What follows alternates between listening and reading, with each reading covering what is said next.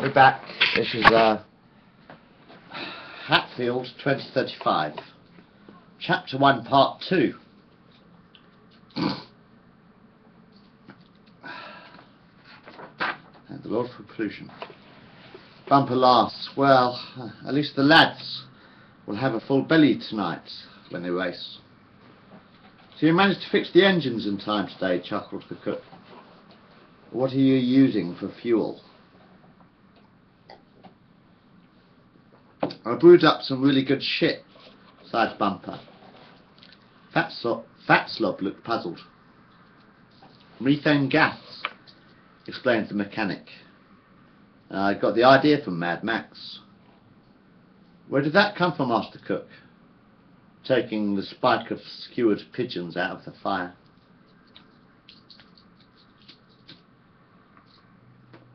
Shit, explained Bumper. Human shit. Haven't you ever set fire to your farts before? Fat Slob raised his eyebrows. Can I ask you a personal question? He whispered under his breath. Depends what it is, replied the mechanic. Why does everyone call you Bumper? It's my name, sighed Bumper. But why Bumper? Asked the cook. The mechanic laughed. Stand with your back in front of me, pull down your trousers, and you will soon find out. Core walked towards the open fire with a steel hammer and a rusty tin dustbin lid. He tapped the chef on the shoulder. We're starving, whispered the young man. Fat Slob nodded, and Core began beating his tin gong.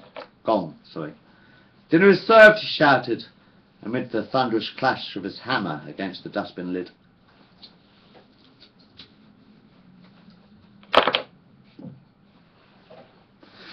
You don't smoke, do you? You don't smoke, do you? 25 teenage boys and girls, dressed in filthy rags, emerged from holes in the scrap metal walls, followed by Broken Tooth and several middle-aged sticks, and 12 wrinklies, as the old people were nicknamed, and 7 young mothers holding the hands of their infant children, or carrying their newborn babies in their arms. Behind them stood a long queue of teenagers. Mothers and their babes get first servings, ordered the leader of the Stigs. Then the wrinklies, then the rest of you. If there ain't enough food, then share a plate.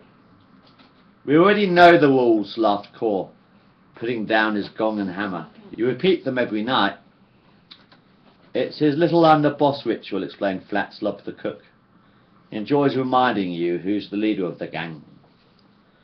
The Stigs all stood in line behind the cooking pot, and Core handed each of them a bowl made from a car's hubcap, and the gang sat down around the fire with their pigeon stew feast. Later in the night, the young adolescent Stigs raced battered old bangers cars, painted with cans of fluorescent spray paint, around a dirt track, curling and twisting through the garbage piles. In the early hours of the dawn, just before the sunrise, they celebrate Razor's victory with dancing, singing and musical instruments, fashioned from oil drums, trash cans and vacuum cleaner tubes, before falling asleep in a drunken slumber under the glare of the morning sun.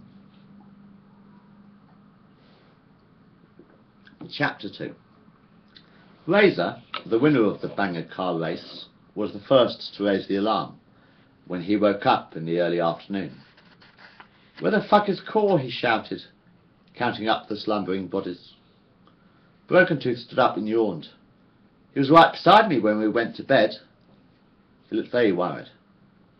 Razor turned and looked towards the rusty iron entrance to the scrapyard. Someone left the fucking gates open overnight. The press gang must have got him when we were sleeping.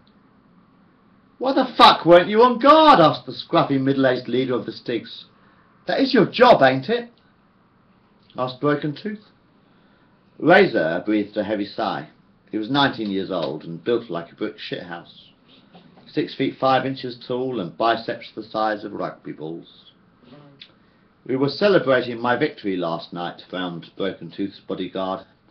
Don't you remember? Bumper the mechanic rested a hand on Broken Tooth's shoulder. They've probably taken him to work in the factories, suggested his friend. I've heard that the workers have been dropping down dead on the job from exhaustion quite a lot recently. Pugh, the librarian of the Stiggs, stood up and scratched his head. He was a middle-aged, balding, grey-haired man in his late 50s and wearing a pair of broken National Health spectacles. Sticky tape covered the smashed left lens. He was almost blind. He was really unlucky the bastards might have taken him to the City of Hope, he suggested. Have you ever been there? Asked Broken Tooth. Pugh laughed. They expelled me when I ran out of credit, if you remember. The old man shook his head. It was either that or euthanasia. I was 50 years old at the time and couldn't afford to pay my retirement tax. You need to be rich to stay alive any longer than that, in that godforsaken place. He had lived in the dump for 5 years. What job did you do? Asked Razor. Funnily enough, explained the old man, I used to manage the energy plant, which is a bit ironic when you consider the fact that I am the Stiggs' chief librarian. What do you mean? Asked Broken Tooth. I was in charge of burning all the books left behind when the state libraries were closed down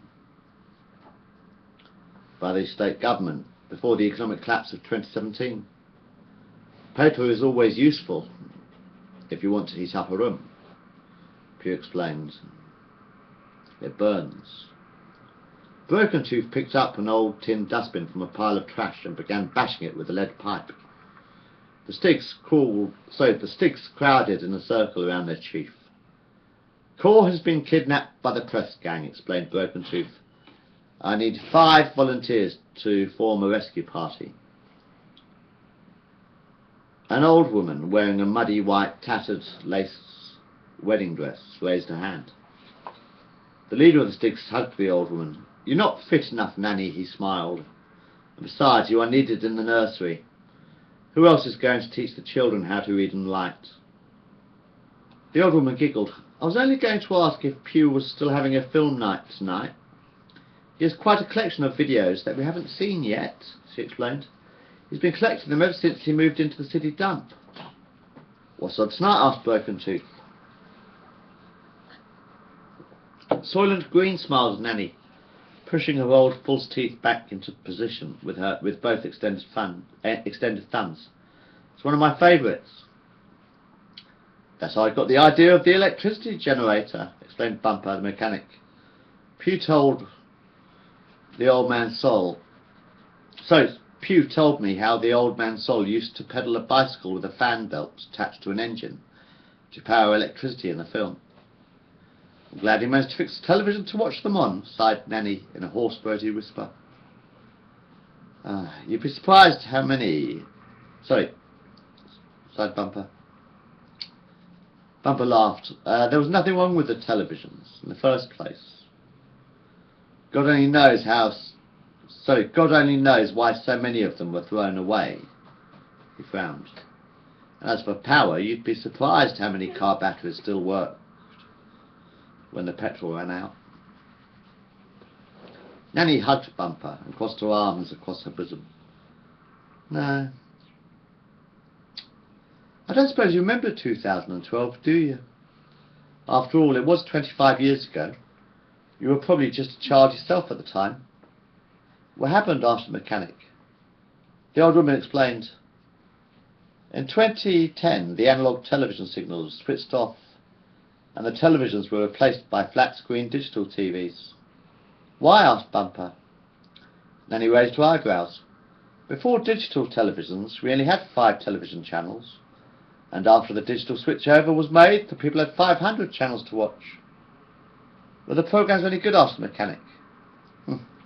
Only if you like hospital dramas, people complaining about their problems, police shows and charity telethons, explained the old lady in the tattered wedding dress.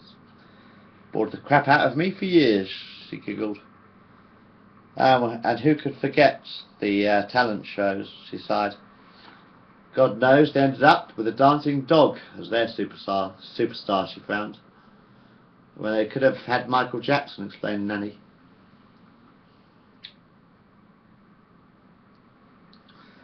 I think I've just got into the next film. Hold on.